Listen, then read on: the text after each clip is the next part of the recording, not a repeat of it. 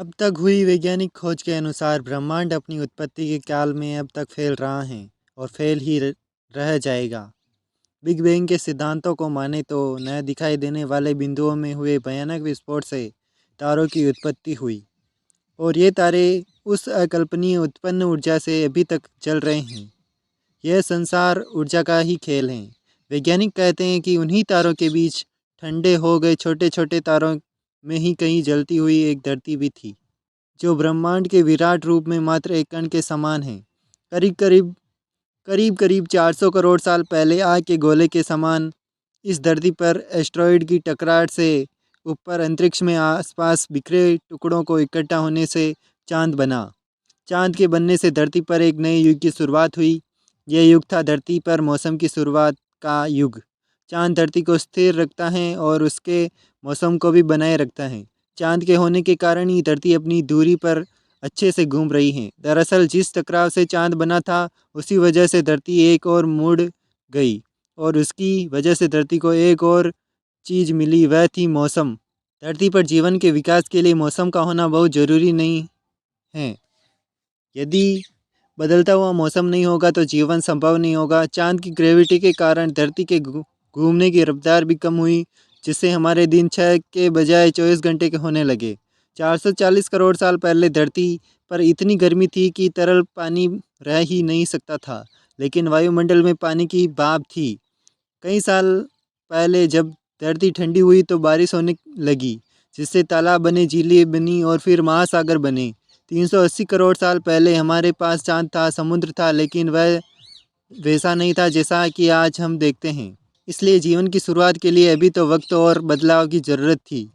380 करोड़ साल पहले सागर के नीचे एक नई क्रांति हो रही थी। 6 मामूली तत्वों हाइड्रोजन, ऑक्सीजन, कार्बन, नाइट्रोजन आदि से मिलकर जीव की रचना शुरू कर दी।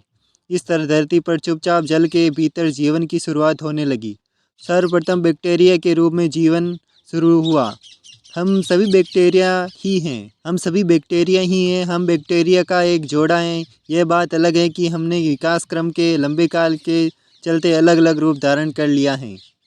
ये बैक्टीरिया लंबे काल तक समुद्र का सुख भोगते रहे और करीब 250 करोड़ साल पहले कुछ खास बैक्टीरियों के महसूस किया कि ऊर्जा का इस्तेमाल जीने के लिए कैसे किया जाए। महसूस करने का अर्थ यह है कि यदि आपको एक बंद कमरे में रख दिया जाए तो आपका ध्यान सबसे पहले उस ओर जाएगा जिस ओर से हवा और प्रकाश आ रहा है। इस तरह उन्होंने महसूस किया कि ऊर्जा का इस्तेमाल कैसे किया जाए। उसके इस प्रयास से ऑक्सीजन पैदा हुआ और इस तरह ऑक्सीजन से हमारी दुनिया में एक नई क्रांति की शुरुआत कर दी। ऑक्सीजन का होना जीवन के विकास में ईंधन के होने जैसा था।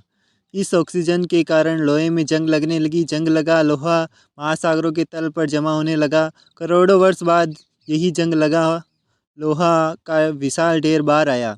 यही ठोस चट्टानों का रूप लेने लगा। जब महासागरों में जंग लगने के लिए लोहा नहीं बचा तो ये बैक्टीरिया एक दूसरे काम में लग गए। उन्होंने इतनी ऑक्सीजन बनाई कि महासागर ऑक्सीजन से भर गया और वह ऑक्सीजन महासागरों के ऊपर वायुमंडल में जाने लगी। इसके बाद इस घटना से जीवन के विकास होने में रफ्तार आ गई और जीवन ने एक लंबी छलांग लगाई। पहली बार किसी बैक्टीरिया ने ऑक्सीजन के सहारे भी जीना सीख लिया था। ऑक्सीजन ने कहानी बदल ली थी। 500 550 करोड़ साल पहले जब धरती अपना 400 करोड़वां जन्मदिन मना रही थी, तब वायुमंडल में ऑक्सीजन का स्तर 0 से बढ़कर 13% तक पहुंच गया था। ऑक्सीजन के साथ ही वायुमंडल में ओजोन लेयर बनने लगी, जो हमें सूर्य की खतरनाक लेयर रेडिएशन से बचाती है। वैज्ञानिकों के अनुसार जब ऑक्सीजन की मात्रा बढ़ जाती है तो उसके दबाव से आकर भी बढ़ता है, जटिलता भी बढ़ने लग जाती है। इसके चलते समुद्र में जीव और जानवरों के सबसे ज़्यादा एवं सबसे उन्नत समूह पैदा हुए। करीब 500 करोड़ साल पहले समुद्र में पहली कांटे वाली मछली पैदा हुई। ये मछलियाँ हमारी पूर्वज हैं। असल में आज के सारे रीढ़ वाले जीव इन मछलियों के आधारभूत ढांचों पर ही बने हैं। ऑक्सीजन के कारण धरती पर जल से निकलकर पौधे सबसे पहले आगे बढ़े। करीब 400 करोड़ साल पहले जीव भी आगे बढ़ने को तैयार हो गए। धरती पर फैलने के क्रम में सबसे पहले महासागरों से बाहर आए बीएस एम्फीबियस अर्थात उभयचर से रेटेलाइज अर्थात सरीसृप बने। सरीसृप का महासागरों से संपर्क टूटने के बाद वे धरती की दूसरी जगहों पर बसने लगे। इससे उनके भीतर नए नए अंग विकसित होने लगे। डायनासोर का युग 30 करोड़ साल पहले जीवन विशाल हरे भरे दलदलों में पल रहा था, लेकिन दलदल में नई क्रांति हो रही थी। वहाँ पौधों की मौत होती तो वे वहीं दलदल में दफन हो जाते। उन पौधों की ऊर्जा से कोयले बनने लगा था।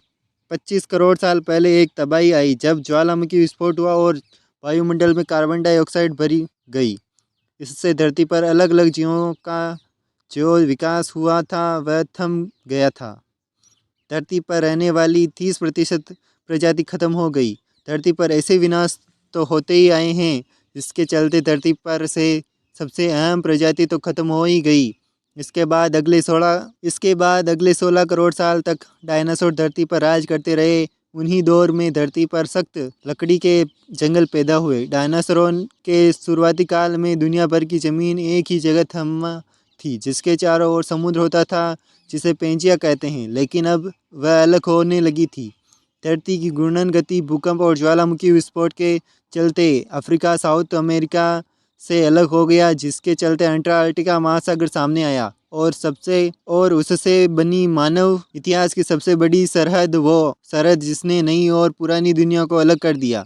16 करोड़ साल पहले सिर्फ डायनासोर का ही धरती पर शासन था। मानव बनने की प्रक्रिया में छोटे स्तनधारी जीव को बस अपनी जान बचाने और जैसे तैसे जीवन जीने में लगे थे, लेकिन तभी बाजी पलट गई।